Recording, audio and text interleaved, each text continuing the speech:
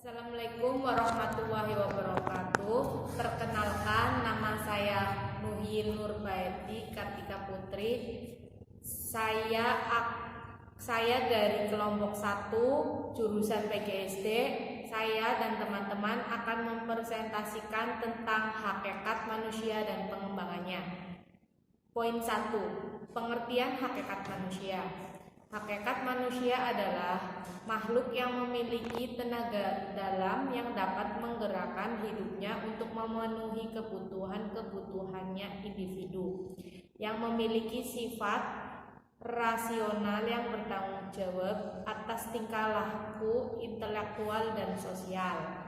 Poin kedua, sifat hakikat manusia. Sifat hakikat manusia adalah fitur-fitur yang karakteristik secara prinsipal membedakan manusia dengan hewan wujud. Sifat hakikat manusia karakteristik yaitu 1. Kemampuan menyadari diri.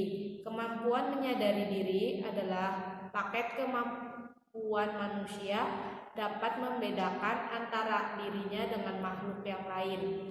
2. Kemampuan berinteraksi. 3. Pemilikan kata hati. Pemilikan kata hati maksudnya kemampuan manusia untuk membuat suatu keputusan yang baik atau benar maupun buruk. 4. Moral dapat diartikan sebagai perbuatan atau etika yang menjunjung nilai-nilai kemanusiaan. 5. Kemampuan bertanggung jawab. 6. Rasa kebebasan atau kemerdekaan. 7. Kesiapan melaksanakan kewajiban dan menyadari hak. 8. Kemampuan menghayati kebahagiaan. Dan selanjutnya, hakikat pendidikan manusia dibagi menjadi 2. Pendidikan bersifat filosofis adalah seperangkat filosofi yang dijadikan titik tolak dalam pendidikan. Yang selanjutnya, pendidikan bersifat normatif adalah sebagai bahan ajar yang patut diterapkan dalam kehidupan sehingga pendidik bertugas menanamkan sistem norma tingkah laku manusia. Saya akan melanjutkan presentasi dari Nuhil. Sebelumnya perkenalkan, nama saya Rani Nurmusia dari Prodi PGSD juga. Saya akan melanjutkan ya. Yang pertama, dimensi-dimensi hakikat manusia, yaitu 1. Keindividuan. Yang kedua, keasosialan. Yang ketiga, kesusilaan. Dan yang keempat, intelektual. Yang kelima, produktivitas. Selanjutnya, unsur-unsur pendidikan.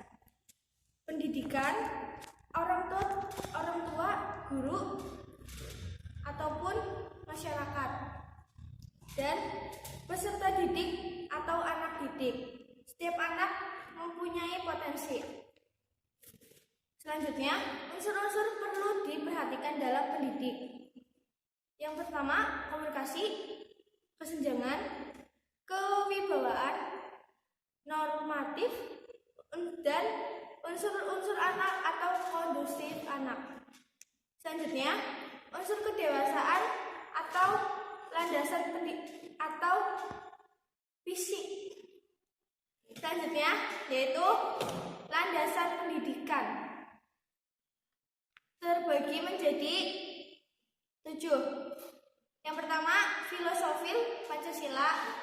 Yang kedua, sosial masyarakat menjemuk Bhinneka Tunggal Ika. Yang ketiga, historis. Yang keempat, budaya atau kultural. Yang kelima, ekonomi. Yang keenam, antropologis. Dan yang ketujuh, politik. Akan melanjutkan dari Rani. Nama saya Julia Septiana. Asas pendidikan. Ing rangsang senturadan ing madya manungkarsa. Tutwuri Handayani. 2. Pendidikan sepanjang hayat. 3. Sementara menyeluruh dan terpadu. 4. Asas manfaat. 5. Asas usaha bersama antar pusat pendidikan. 6. Asas demokratis. 7. Asas adil dan merata. 8. Asas kehidupan dalam keseimbangan agama, kesehatan, dan intelektual dan kemasyarakatan. 8. Asas kesadaran hukum baik di keluarga, sekolah, ataupun masyarakat. 9. Asas kepercayaan pada diri sendiri, pendidikan, dan anak didik. 9. Asas efisiensi dan efektivitas. 10. Asas mobilitas, aktif, kreatif, terampil, lincah, dan pakem. 11. Fleksibilitas materi maupun cara. Lingkungan pendidikan, keluarga, sekolah, masyarakat. Ki Hajar Dewantara, Pusat Pendidikan. Aliran-aliran klasik dalam pendidikan. Empirisme John Locke, Inggris, 1632 sampai 1704. Perkembangan anak menjadi manusia dewasa itu ditentukan oleh lingkungannya atau oleh pendidikan dan pengalaman yang diterimanya sejak kecil. Manusia dilahirkan putih, bersih, serta kertas putih, tidak membawa potensi apa-apa.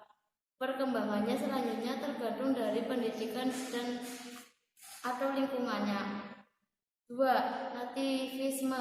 Tokoh aliran ini adalah Kurt Verworn atau Jerman 1788 sampai 1860. Perkembangan manusia itu telah ditentukan oleh faktor-faktor yang dibawa manusia sejak lahir. Pembawaan yang telah terdapat pada waktu dilahirkan itulah yang menentukan hasil perkembangannya. Pendidikan tidak dapat mengubah sifat bawaannya anak peserta didik. Naturalisme Johann Rousseau, Prancis 712 sampai 1778. Natural artinya adalah alam atau apa yang dibawa sejak lahir.